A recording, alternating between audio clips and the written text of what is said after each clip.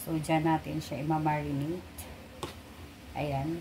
Siyempre, ilagay natin ang chicken na kinamay. Siyempre, malinis naman ang kamay.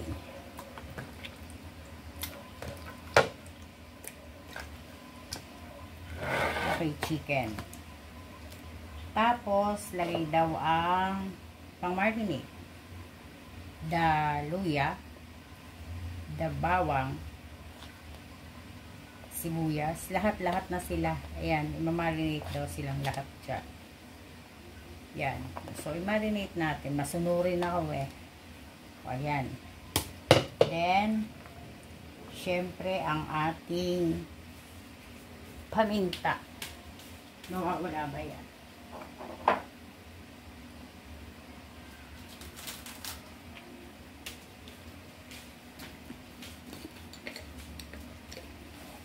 Ang ating paminta.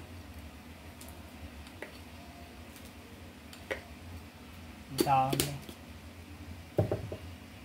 Then, lalagyan daw natin siya ng kalamansi. Okay, kalamansi na piniga.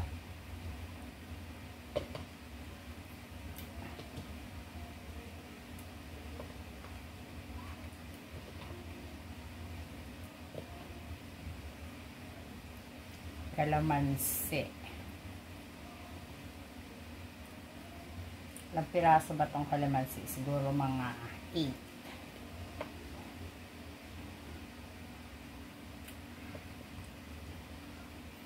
Huwag natin lagyan ng buto. Kasi di ba mapait. Pag nalagay sa ulam ang buto ng kalamansi is mapait.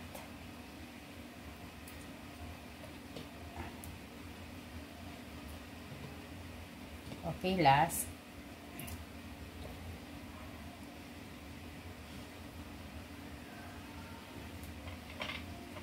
So, ayan. Tapos, the soy sauce. Ganyan. Daunting vinegar. Siguro pang ano to, pang prevento ng sira kaagad. Huwag natin daluhan. Meron naman ng kalamansi, baka sobrang maasim. Okay, the oyster. Ayan, dami makailangan sa buhay. And, syempre, ang ating star, the Coke. Coke ang ating pang marinate. Ayan, dagdagan pa natin para masaya. Yan. So, halo. Diba? Halo-halo. Ganyan daw muna siya. Marinate daw muna siya ng unti bago natin mamaya iluto. Okay. So, let's cook. Dito na tayo kumuha ng mantika para mas mabilis. Bagal pa dun. Yan. Let's painit ng unti. Painit.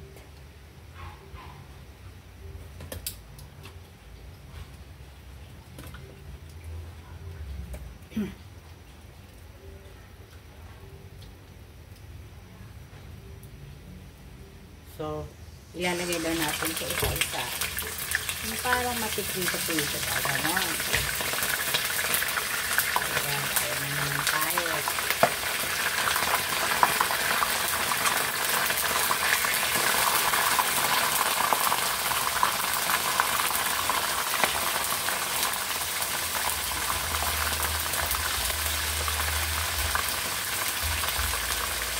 Prito ng slice. Hindi naman prito na tayo. Slice lang. Parang ganyan lang. Saka natin ilalagay mamaya yung pinagbabalad. Yan. Ganun daw. Tingnan ko ha. So, ang ipangluluto natin sa kanya is cook. Dami kong cook na nilagay. So, ganun ang mangyayari. Cook na.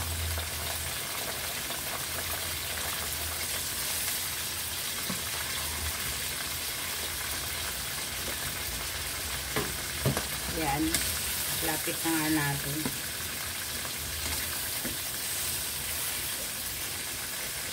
Ang daming, hindi siya bahala na siya dyan. Magluto-luto sila sarili nila. Diba? Basta i-ray ko siya sa mantika. Tapos, diba? Basta ganun daw. Isang buong manok kasi to, so medyo marami-rami siya. Yan. Paglalagay natin siya ng matindi. Para, ayan. Then, siyempre, hintayin natin siya na medyo umayos-ayos siguro. Unas, o ganun ako pag nagluluto. Ako pag nakakita ko ng talhigsigi ang punas ko.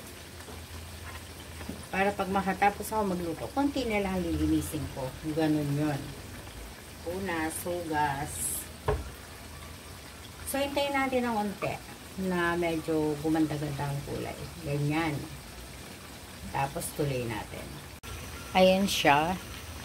Then, ilagay na natin ang ating pinagbabaran. Diba? Yan. Yan na yung panluto natin sa kanya. Yung pinagbabaran natin na iba-iba. Kung ano-ano. Then, lalagyan natin siya ng bay leaf. Ano na nga ba yung bay leaf? Dahon ng laurel. Yun. Lalagay natin sa kanya. And of course, chicken cubes. Oo. Yan. So, yan ang panluto natin sa kanya. So, tingnan natin kung ano mangyayari dito sa tsamba ko. So, this is our chicken adobo. The best Filipino chicken adobo na niluto sa Coke. O, taray. Ang ganda niya, diba? O, mukhang maganda na naman yung tsamba ko. Apakagandang tingnan. So, ayan na po. Yan po ang ating ulam for lunch. Thank you.